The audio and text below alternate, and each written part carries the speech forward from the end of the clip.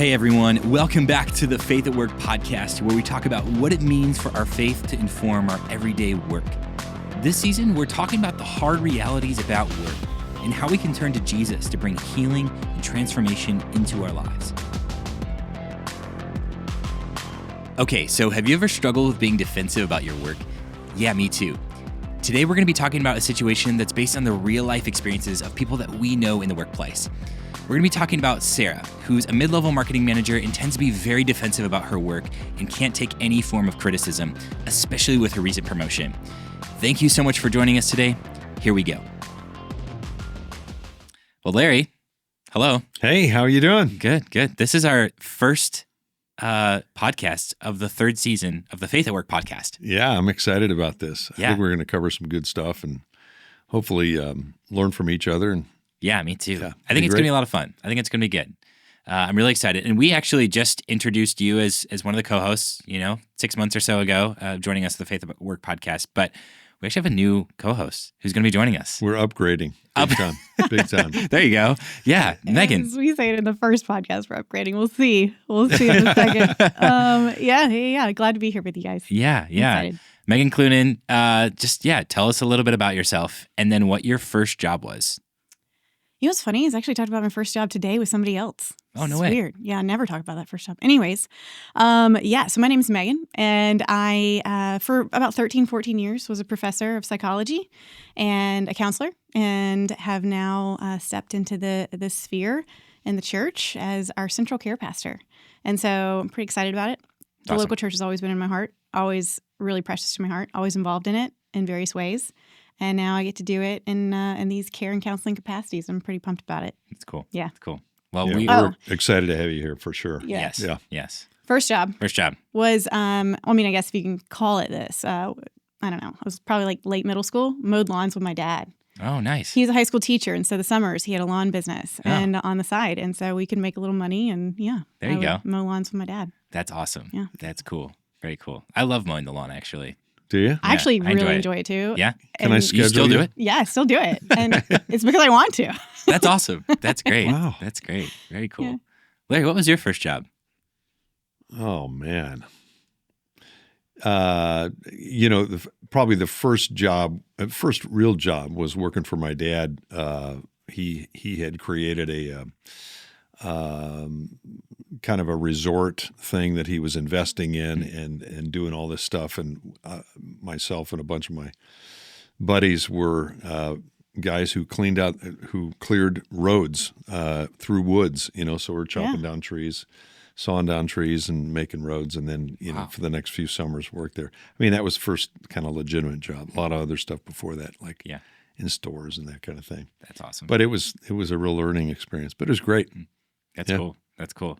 Yeah. I say you tell us yours, and then we have to kick off our next podcast with what was your weirdest job? That's a thing. That's a great Yeah, question. that is That's a thing. really good question. For sure. Yeah. So my first job, was this my weirdest job? I don't know. I have to think about it. I was a sandwich artist. Like Subway? Subway. Yeah. Sandwich artist. It said that on my apron. Okay. It said sandwich artist. So that's what I was. And it was on the same road that I grew up on. So I could literally walk to work. That's and nice. it was great. But yeah, that was my first job. 15. Had to get a work permit. Yeah. Like get that signed. I could only work, so many hours every week. And And you did. Made sandwiches for people. Yeah. Wow. Yeah. Any Rembrandts that you recall or anything like that? Like, this is Salami is now, Starry Night. Yeah. Wow. Yeah. What is it? The magnum opus. Oh, yeah. There you go. Yeah. Nothing's coming to me. Nothing. Yeah. I'll have to think about that a little bit more. Incredible what you can do with mayonnaise. It's like, You can do a lot. yeah. Yeah. I have a hard time eating at Subway. I will say that to this day. I choose Jimmy John's or choose Jersey Mike's or something like that. But anyways, You're in good company. Yeah, for real. For real. All right. Well, we're kicking off the third season of the Faith at Work podcast. And our Faith at Work ministry, like our podcast is just kind of one aspect of that. But we also have vocational communities for a number of different professions that we have. And so some of the scenarios that we're going to be talking about on this podcast are going to relate to probably some of these different vocational communities and different areas that we have. But for Faith at Work, for the Faith at Work ministry more broadly, we have said that our mission statement is to see the gospel transform our hearts, our communities, and our world through our everyday work.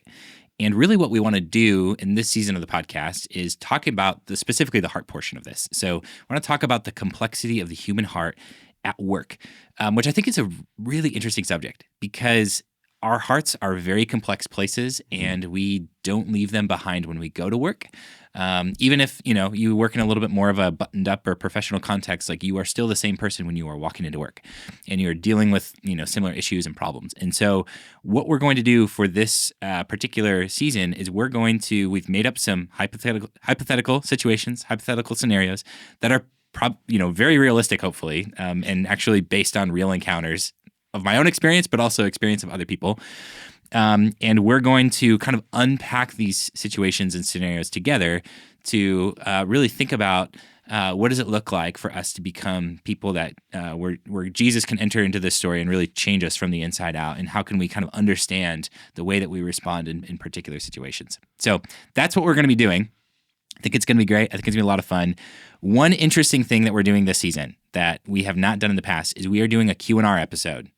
So you all can ask us your questions, and the way that we're going to do this is you can really share your work situation, your work story, whatever it is. So if there is something challenging you're facing at work, or even just a situation that you've dealt with, you can send those stories you can email us at faithatwork@ccclife.org, and we'll read through those, and we'll have a whole episode where we're just going to talk about those, the things that you send in. So send us your questions, your scenarios, the things that you're dealing with at work that are really hard. That's really what we want to get at, the hard stuff of work. Mm-hmm. And I think it'll be fun. I think that'll be good. Yeah. No more hypothetical at that point. Exactly. No more hypothetical. Yeah. Maybe change a name or two. Yeah, exactly. Especially if they go to church here. 100%. Yes. Yeah. We will make these situations anonymous. So don't worry. We will, cover that up. So yeah, that's a good point. Thank you for sharing that. Yeah. Okay, well, Megan, if you want to kick us off, read this situation and we'll go from there. Yeah, so I'm going to read our scenario for today. Let's get going. So it says this. I'm Sarah, a mid-level marketing manager recently promoted to lead a major digital ad campaign at my company, a consumer goods brand. This is my first time managing a project of this size, and I've been both nervous and excited to prove myself. The campaign just launched, and shortly afterward, senior leaders called a meeting to review its performance.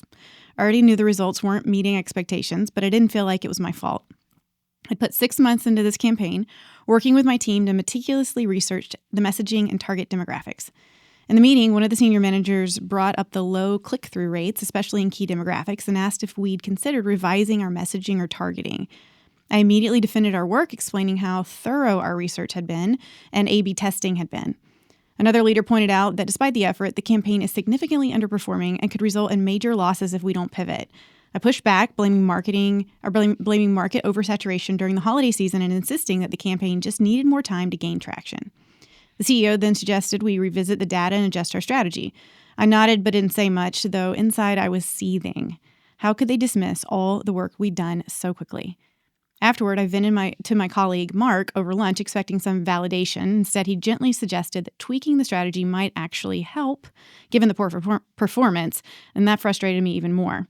I accused him of throwing our ideas out the window and stormed off before he could respond. I know I should be quick to listen, slow to speak, and slow to become angry, like it says in the Bible, but my anger, especially lately, has gotten the best of me. To be honest, whenever someone critiques my work, it's hard for me to not get upset. It feels like a personal attack against who I am. Why am I so personally invested in my work? What would Jesus say about this? How can I manage the tension of being invested in my work, yet not allowing my anger to get the best of me if someone critiques it? And that's our scenario. That's it. Yeah, very real to life. Very real to life. Yeah, definitely. Yeah, and I feel like this is a situation that, I myself, there have been several moments where I've been very defensive about my work, but it almost feels like she doesn't want to necessarily be as defensive as she is, but it's just kind of the inward response. Like it's the inward reaction that when somebody says something or critiques you a little bit, that you just want to get back a little bit or, feel like you need to defend yourself a little bit. Yeah. Yeah, most of us don't go to the table to present any sort of thing thinking I'm giving 80% of my effort here, right? Yeah. Most of us, especially if we're in a career, we're going in because we care about what this field stands for. Right. And we've given 100%. And then for someone to be like, that's not good enough. Yeah. Mm-hmm. I get it. Yeah. And this is the first time she's leading a major project. So she's just gotten a promotion. She's leading major projects. So there's kind of like a new dynamic, I think, at play here where like she said, she wants to prove herself. Like she has something more to maybe like get there. So maybe even that is connected here to some of that sort of the defensiveness that she's maybe encountering or facing a little bit. Yeah. It's kind of her debut. Yeah. And she wants it to go well. Yeah. Yeah. Yeah. Yeah. And Very understandable. Yeah, totally. And I love her heart though too of like the Bible says being quick to listen, slow to speak, slow to become. Like I know what it says. It's just hard for me to actually do it. It's like the best and the worst to know what it says. Yeah. You're like, So great. true. Oh, no. I guess it means I need to change. Yeah. That means I might need to do something about that. Yeah. Yeah. Yeah. Okay, so she asked this question of why is she so personally invested in her work? What might be some of the core things, core desires that she has right now that she, why she's so personally invested in her work right now? Yeah, when she asked that question, I wonder if that would be that sounds like a noble question. Like, I'm so invested in my work. And is that really, I would kind of maybe push back on that a little bit or say, is it, clearly you're invested in your work because you did a lot of due diligence. You led your team. It seems like you guys did most of the things that you should do or all, and you worked really hard on it. So that's the investment part. It seems to me a little bit more the connection part. Why am I connecting my work to my value or to who I am? And why am I getting defensive about it? It could be, no, you're invested in your work just like you should be. Mm-hmm. The issue isn't your investment in your work. It's your connecting that to the end product and as you were reading this, Megan, I was just thinking, can she go back and kind of, ask the Lord, ask the Holy Spirit, show me that. Show me why I'm connecting these things. Like where else in my life, either in my history, whether it's grown up or recent, work situations or personal situations, where have I also reacted this way? And kind of try to go upstream a little bit there and ask those questions and ask God to reveal to you, to help me understand the why. Like what are the themes? Yeah, exactly. Yeah. Like trying to find the themes in my life that say whenever this proverbial button is pushed, why is this my response and go-to, right? And I love that you're like, we don't always know. Like I might not know the answer to that. And so not discounting the role of the Holy Spirit in our life. She's quoting scripture, so I'm presuming she's a believer. She's a Christian. And so living from that space, it's saying, okay, too often we don't remember the third person of the Trinity, right? Father, Son, and Holy Spirit. Mm-hmm. And so inviting him into that, I think we see in the Psalms, in Psalm 139, the very end of that chapter, it's the ask, search me and know my anxious heart. Mm-hmm. See if there's any offensive way in me or hurtful way in me and lead me in your way. Yeah. Lead me in the way of everlasting, right? Yeah. And so you can't deal with what you don't know. But sometimes, and that's kind of how it works too, right? Like we don't know, but we catch the repercussions of living from that place, even though we don't know what that place may be, but I'm catching the repercussions of living from that space. And that's what she's doing here. She's asking the question. She's like, what's going on here? I don't know. But she's catching the repercussions. And oftentimes those repercussions come in, as she articulated a few here, negative emotions, defensiveness, anger, lashing out, a little bit of shame in that, feeling like her personal identity is in question, right? Yep. She's catching those emotions, but she's not knowing, where is this even coming from? Right, yeah. Yeah.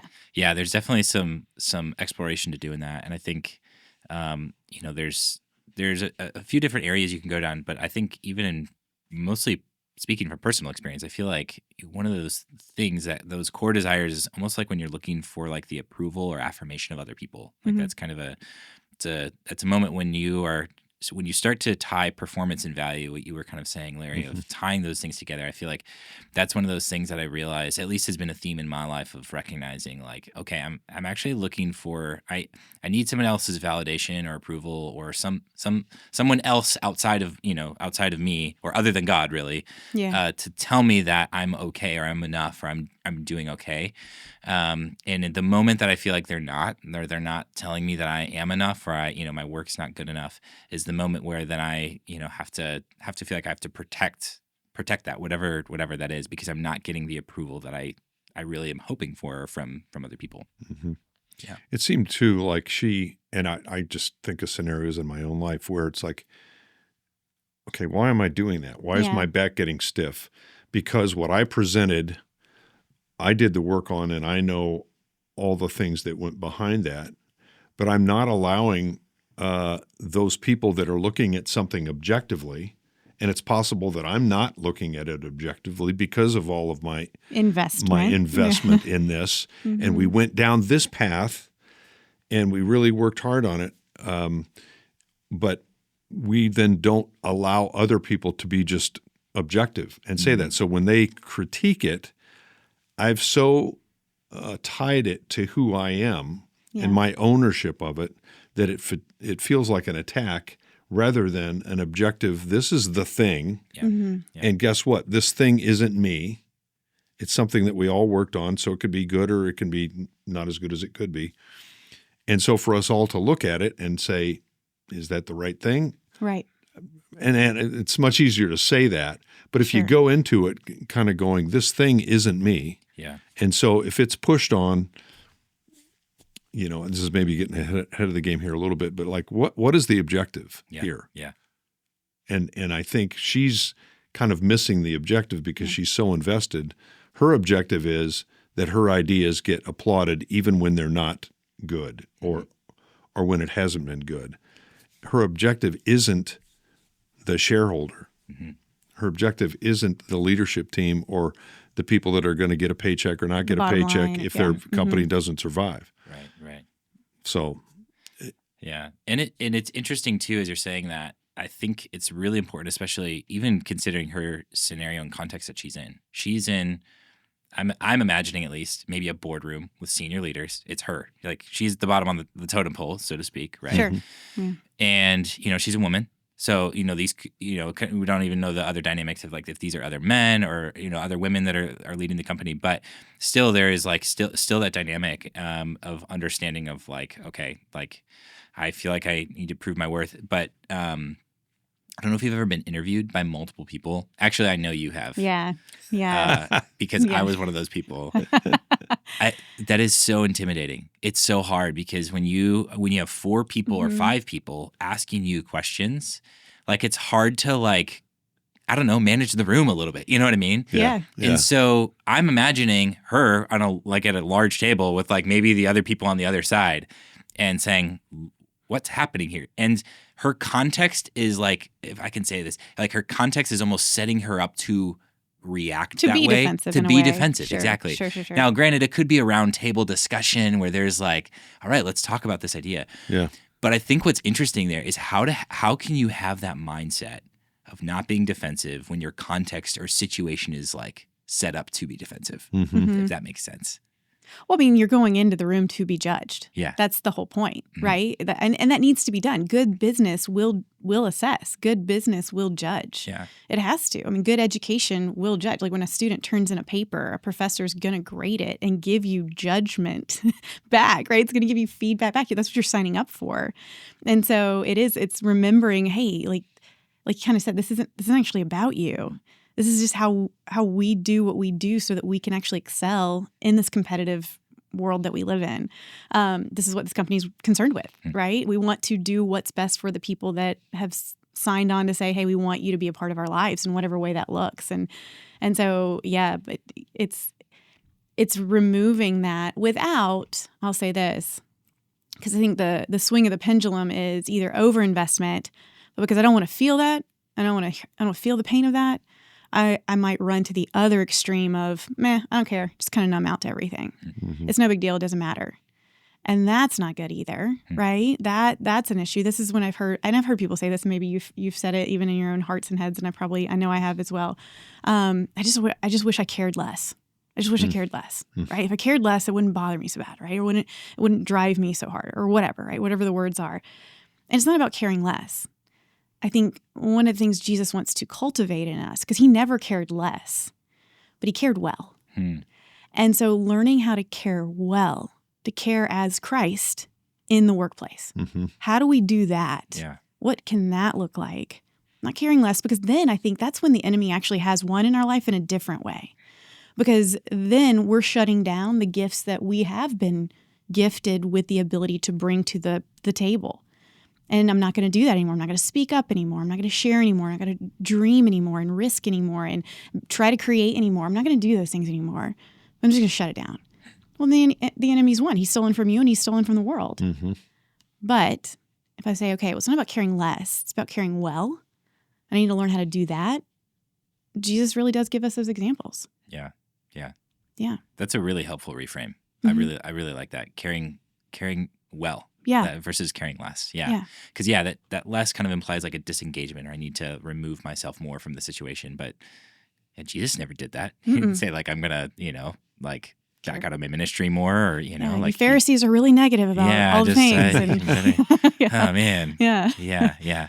Also, just focusing on the object of your care. Yeah. Like, what am I caring about? I mean, I really feel like she's missing it here. And understandably, we've all been there, where this is the thing we've been tasked with. So that's what we really care about. But,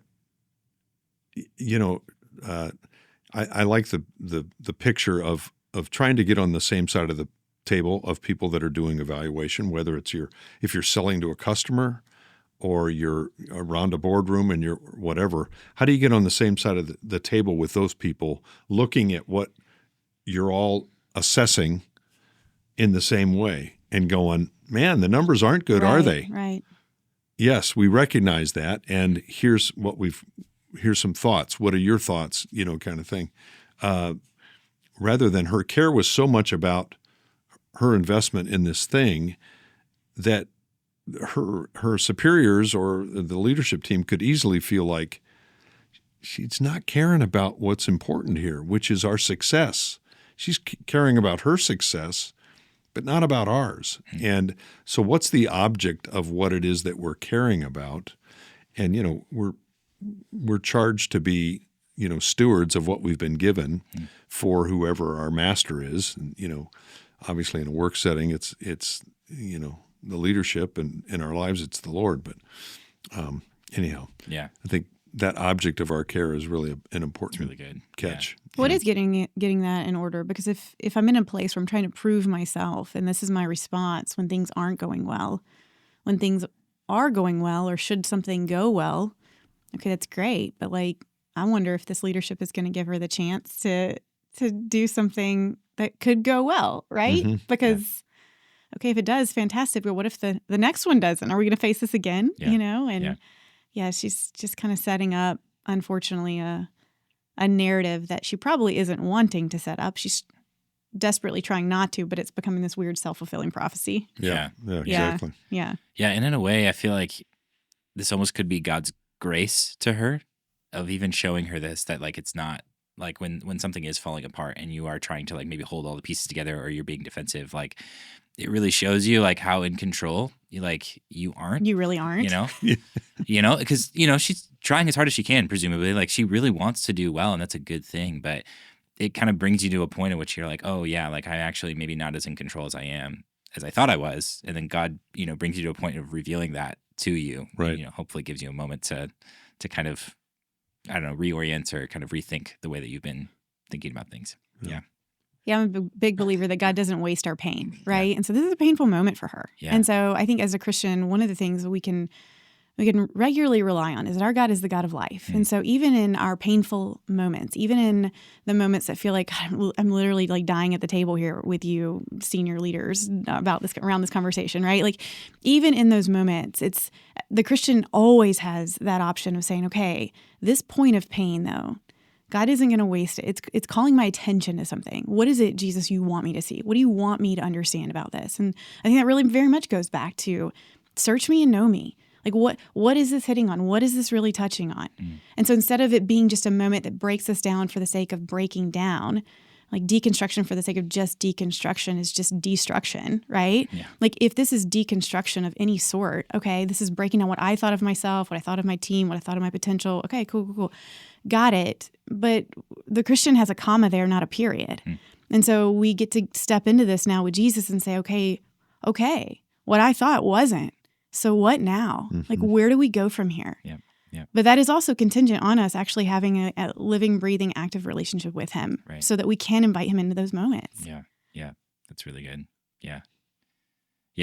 That phrase, nothing is wasted, like comes to mind of like, but especially our pain. And I think that's like that right there is even the heart of the gospel of like God doesn't waste our pain. And he uses that as a way of teaching us and actually like speaking to us. Yeah. Okay. So are there other areas in scripture that you guys feel like maybe might speak to what Sarah is experiencing or some of the things that she's kind of dealing with here? Yeah, the verse that came to my mind, immediately was Philippians 2:3-4. It says, "Do nothing out of selfish ambition or vain conceit. Rather, in humility, value others above yourself, not looking to your own interest, but each of you to the interest of others." And, this is a great example of that. When you step back and you look at it, you go, I was fully invested in my own interest. I wasn't interested in what the leadership team was concerned about. I maybe had the interest of my team at hand, but really if I'm leading them down a path that's not going to be successful, am I really helping them? Because they're going to be looked at as maybe not as, so for her to step back and say, I've had some selfish ambition here, and Lord, forgive me from that. And I want to be thinking of others more highly than myself. And I want to really have a humble spirit in that. The verses after that go on to talk about Jesus as the example, who by in very nature was God, decided to kind of go, I'm here as a servant, if he could do that, maybe she could, maybe we could. Yeah. Oh, the journey that it takes to become that person. It's a long journey. True. Yeah. I know. Yeah, Larry, when you say that verse though, like, right, I go there and I think, okay, do nothing out of selfish ambition. Like, why at our core, we could say, well, it's the fallen nature of humanity, which is true, but why are we so selfish? Like, why am I so concerned with self-preservation? In large part, especially as a believer, right? As a Christian, one who follows Christ and understands that he's for me. Like, if I am I can get myself so caught up into that and proving that I actually matter and I'm worth it or whatever.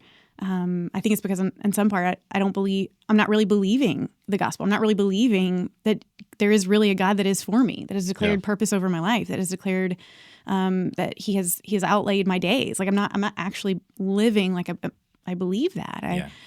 Practical atheism at its finest, right? Like, I'm not bringing my faith into my work in that moment. And I'm just like, well, that belongs here, but that doesn't really belong there. And so when we live in a world, which the world we live in, the culture we live in, it very much tells us that day in and day out. Like, you are your own savior all the time, and only you, and no one's here for you, and no one's looking out for you, and no one's going to be there. And you've got to prove yourself today. And if you can do that, fantastic, but you're going to have to do it again tomorrow, because yesterday doesn't count for today. And if you can't, well, then tough luck. So be it. And so living in this world, living in the culture and the cultural waters that we get to swim in that space and place, it's a truth that we have to constantly come back to, constantly lean into. It's a truth that will set us free from living from that selfish ambition, to remember it's actually not all about me, and there's a God that is actually all about me, not in a selfish way, but like he's for my life and for this life that he's given, and it's been designed and intended. And so I can now live for him and not for something less. And so when I have weaknesses, right, I don't have to be afraid of them. I actually can use those to ask the question, well, why the pain? Why the weakness? What's going on here? and let God do the work that he alone can do to create strength, or just simply rely on his strength. Maybe it's just a weakness that I have that I'm going to be like, all right, day in, day out, this is a strength I'm going to have to rely on you for. Yeah. You referenced verses. I think the verses that come to mind on that end, I thought about weakness. I think that's some of where she's coming. She's like, I don't want to be perceived as weak, right? I hate that feeling. Yeah. Who likes that feeling? I don't. Yeah. Literally one of the least favorite feelings in the world. But 2 Corinthians 12, 9, the thorn in the flesh, when Paul is ask Jesus to remove this from him. And he prays 3 times that this thorn in the flesh, we don't really know exactly what that was, but this thorn in the flesh might leave him. And he, being Jesus, said to me, my grace is sufficient for you, for power is perfected in weakness. Most gladly, therefore, Paul responds this way.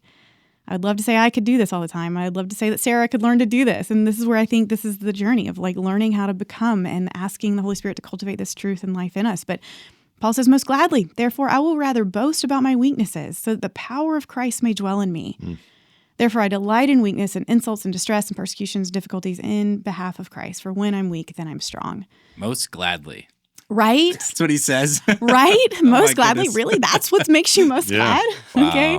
I know. Yeah. I know. That's wild. I shared this with you guys the other day, but I was praying the other day.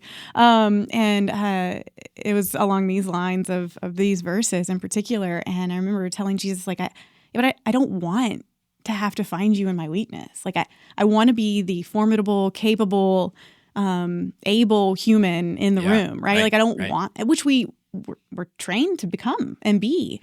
And the reality is many times, like, in our weaknesses is where we find Jesus, waiting there to tell us and remind us, your worth isn't in all this other stuff. Your worth really is in me.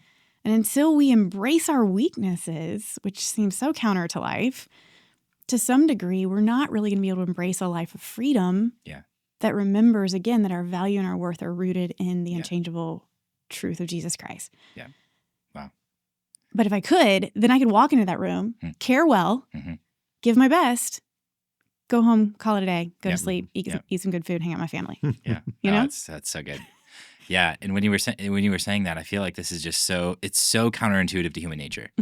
It's so fundamentally counterintuitive. And it almost kind of reminds me of like when Adam and Eve, like one of the first things that they did is they hid from God, or they like hid themselves from God. And they were like, it's this idea of like self-preservation and like, sweeping this under the rug. I don't want people to know like what happened or what, and that's constantly kind of like what we're trying to do. We're trying to protect ourselves from people seeing that we're actually like much more frail and much more weak, or much more prone to be more, not as great as we think we are, maybe, projecting a particular image. Okay.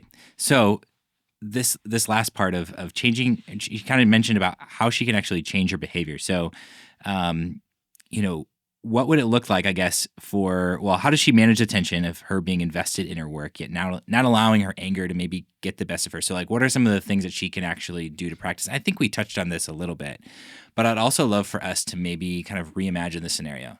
So if we reimagine the scenario to be like, she's not as defensive and she's comfortable, she's on the same side of the table, so to speak, with these, leaders in the room. What could that have looked like for her? Yeah, I think, preparation is key in whatever job we're doing, right? Yeah. And when you walk into a meeting, especially when you walk into a meeting with leaders, you have to think through, what are the scenarios? I mean, how is this going to go? And it doesn't sound like she maybe did that well, knowing that the results that they were getting were not good. If you're thinking through it, you go, if I was a leader and if I was in charge of our share price, or however big this thing is, I would have concerns about these things. So preparing your mind and your heart for those questions ahead of time is one place to start, and to say, when this scenario, when I'm asked these questions, how am I going to respond? Yeah. And if you are on the same side of the table, then you're asking that same question in the same way without having developed your defense for it. And, you can give your team kudos and go, I'm so proud about how our team and the way they did this, but clearly something isn't getting the results that we all want. And so here's some things we've thought of. I'd really be interested in you. You've got a lot of expertise around this table. but we feel like we need to go tweak the direction. So, so you get ahead of the curve instead of being, I'm defending, you're telling me to tweak. I'm saying, don't want to tweak. Yeah. They, clearly have that sense from me that I'm not wanting to do what they're wanting me to do. Yeah. So just preparing your mindset ahead of time for what's coming, I think is one way to do that. Yeah, I like what you were saying about invitation, like inviting somebody into like the process, or hey, I've put some ideas together, but I'm not sold on them, or like I would love to hear kind of like what you say, and even for her and her, to do that with her own team and with these senior leaders. But that I feel like that in and of itself is very disarming, and that kind of puts you already in a posture of like, okay, I'm going to invite them into this. I don't need to defend any of my work, and sure, they might critique it, but that invitation, I think, kind of disarms things a little bit and makes it a little bit easier. And even in this scenario, so she's looking at like the holidays and, all of the things that relate to that is maybe some of the reasons. You could even state that and state, we could travel down this path for another 4 weeks and see where it goes. But I would suggest if we're going to do that, we do these other tweaks, so we've got plan B ready to go. That at least says to your leadership team, this person is, they're concerned about the outcome. Yeah. They're not concerned about their ownership. Yeah. Mm-hmm. Yeah. Mm-hmm. It's good. That attitude of humility, essentially, to be able to invite in. Like it takes guts. It takes courage in a world that says you better figure it all out all by yourself all the time. And so just saying, understanding, you're in a room with a team. Like, and let the team be a team. And that may also be another question. Like if we struggle with knowing how to be a teammate, like I think we need to ask ourselves why. Like what's going on with that, right? Like if I can't work well with others, if I can't play well in the sandbox with others, like as a Christian, we need to step back and ask ourselves, what's going on with that? Like why can I not do this with anyone? Because reality is if we can't do that here, we're probably not doing it in other areas of our life either. Yeah. Because faith at work, I mean, work's a massive part of our life, but it typically reflects what's already going on in our life. Yeah.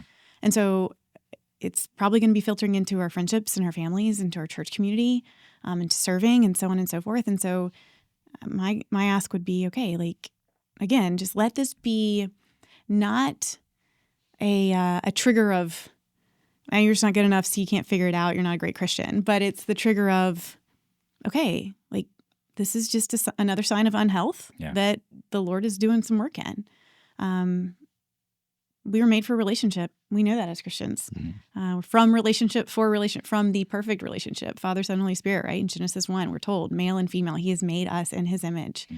The image is the Trinity. It's perfect and perfect relationship. And so if I can't do that well, what's going on? What's happening? Yeah. And that may mean I can do this in the quiet of my own home and praying and spending time in the Word by myself. But it also may mean I need to find someone to talk with. Yeah. I need to find a pastor to talk with. I need to find a care group to be a part of. I need to find a community group to be a part of. Like something that is like, you don't just have to do this all by yourself. Like stop. Like go ahead and let's start stopping now. Let's get involved now. Yeah. Yeah, that's really good. That's really good. Yeah. Relationships with other people is actually what you might need to lean into a little bit more, even though that's the source of like the challenge. Or I love that. It's almost to retrain yourself that you can do this. Yeah. And to have friends kind of love you in the process of like through that. Yeah. There's the little, that's the scenario. But if she's asking us, hey, what should I do now? It might be, I would go to your boss. And just be really honest, say, here's what I felt like I was doing in that meeting. And I apologize, and let him confirm or deny whether you were, which he's going to confirm and say, this is actually what happened. That's who you were. Yeah. You're an honest person. But I mean, she's a little bit in a, how do I salvage this?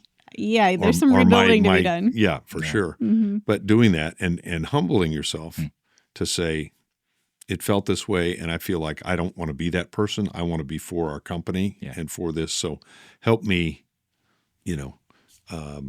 take the next step there. How do I do that? Kind of thing. Yeah. I was even thinking about the second part of the scenario in which she goes to her colleague Mark here. Yeah. It's kind of like complaining, looking for some sympathy. Looking for some validation. An ally. Yeah, I'm kind of imagining this interaction where it's like, Mark's like, well, how did it go? And she would say something, well, like, like not as well as maybe I'd hoped, like if, Sure. but in that moment, if she's, not as defensive about her work and that she's actually okay and being comfortable in her weakness and saying, you know what, but I think we have an opportunity here. I think we have an opportunity to maybe change things around. Or like, I think there's a moment, like there's almost could be like a flicker of optimism, but like, because things aren't going so well, it gives us a moment to actually improve. And I think that could be a cool reframe for her of like, yeah, even though things aren't going well, it actually gives us a moment to actually improve upon what might not be going well. Right. And rather than, complaining to Mark and then causing all sorts of maybe other division on her team, then she's, hopefully at a moment like inspiring her team and doing the exact opposite and saying, like, hey guys, I think we can do this. Like we need to make some tweaks. And it was on me. Like it was on me because I thought this was going to work and it didn't. So, let's do something different. Yeah. I think that we could be a cool way to reframe maybe that interaction. Yeah. Yeah. Yeah. Yeah, in our marriage and family therapy world, there's John Gottman is the name of the marriage and family therapist, and he talks about these 4 horsemen of the apocalypse, right? The apocalypse. Basically, it's the 4 horsemen of the death of a relationship. Yeah. And if any one of these 4 horsemen reigns supreme in your relationship is kind of doomed. And it's not just a marital relationship. It can be family, it can be business, it can be anything, any sort of relationship. And so one of those horsemen that could be the doom of a relationship, like a business relationship, for example, would be this word called defensiveness, right? And that's what she's exhibiting. And so if you live and stay in that space, like this is going to doom this employee-employer relationship. Like this isn't going to last for very long. I think we all know people. I've seen people come and go in the world that I've worked in, for sure, that just couldn't let go of that defensiveness. And as a result of that, they've got let go, And so the antidote to that actually is what you were describing, Daniel, is to take responsibility. The antidote to defensiveness, the one that weakens that apocalyptic horse that will destroy this relationship. Imagine that. I love the image here. I know. is actually just to take responsibility. To say, hey, you know what? Some of this is on me. Maybe all of it. I don't know, right? Like she has a team, but as the leader of that team, if you're the leader, indeed, at some point, the buck does stop with you. Yeah. And rightfully so, because you've been given the privilege and the honor of being called leader. And so, okay, let's take responsibility. Let's think through some other options. Let's go into the boss's office and have that conversation with them and say, hey, yeah, this is how I handled it. I know I didn't handle it well. They're going to agree with you, as Larry said. And, let's see where we go from here. Yeah. But like starting with saying, okay, let's take some responsibility. Yep. So something can be done. Because when we don't take responsibility, friends, what we're doing is we're abdicating our ability to have any power. We give up our power and we give up our responsibility. And so what she's trying to do is like death grip it and hold on to power and not lose it. But that's exactly what's happening because she's not taking responsibility and therefore is not going to have any power in that room. Yeah. Man, the image there. It's like what Jesus says. Anyone who wants to save his life is, going to lose it. If you're trying to let it go, man. Self-preservation, if you're holding on that grip really tightly, you're going to end up losing it. Man, it's good. It's good. I have a funny scenario. Yeah. It's a little related to this. It's more of a sales situation, but yeah. But I was doing a sales presentation for a hospital. We sold services to hospitals, and we were doing the presentation to the hospital CEO and several of the VPs. And the person who was my coach had coached me, one of the VPs who we were working with as we put the proposal together, had said, you need to be like really very specific. Just go through this, line by line, and it was, I was like, really, whatever. And I had this kind of a new sales guy with me, and so we're presenting, and so I start doing that, and we're in the meeting. I'm at this end, the CEO's down there, and everybody else around. Big client, like this is a big client. Yeah. And it's this guy's kind of watching me for and so I'm going through this thing, and I'm bored doing it, because I'm just going line by line, and so we're about 10, 15 minutes into it, and the CEO says, excuse me, he goes, does anybody else appreciate being read to? Wow. And I look over. A pin drop, though. Yeah, it was great. It was great. No. this sales guy that was next to me, I looked over and I could just see his eyes were like, and I'm like, okay, in that moment, what do you do? And I just burst out laughing. I just was like, just like now, it's like, oh, this, here's what we kind of understand. And I didn't want to throw the guy who coached me under the bus. Yeah. But it was like, no, we just thought you wanted to focus on this, but I'm glad. He goes, just tell us what you're going to do and what is it? And which we proceeded to do that and ended up getting the deal. But it was just one of these moments where it's like, man, what do you like? How do you respond? And what I found was that almost making fun of myself or whatever disarmed the room a bit. Yeah. And allowed us to get to where we needed to in way less time, because this is how that guy communicated, which is how a lot of CEOs communicate. They don't really like all that detail and whatever. Did people raise their hands after he asked that question? I don't like being no. Yeah, I wanted my coach, the one guy, to at least go, well, I really kind of wanted that. Yeah. Oh, he was in the room too, the coach? Oh, yeah. That's perfect. That's great. But Larry did not throw him under the bus. It's like... That's great. That is really good. I didn't think he was in the room. Oh, no. I would have had a hard time. I probably would have been like, bro, I would have looked at him and I'm like... Yeah, no, me too. No. That'd been really hard for me. You had the fork in the road, Larry. You took the high road. You're better than us, Larry. Sometimes just laughing and whatever is anyhow, it turned out okay, but it's one of those moments that you remember. I remember it very distinctly. You do, and you remember this moment, then you're stepping like, okay, got it. Yeah. Awesome.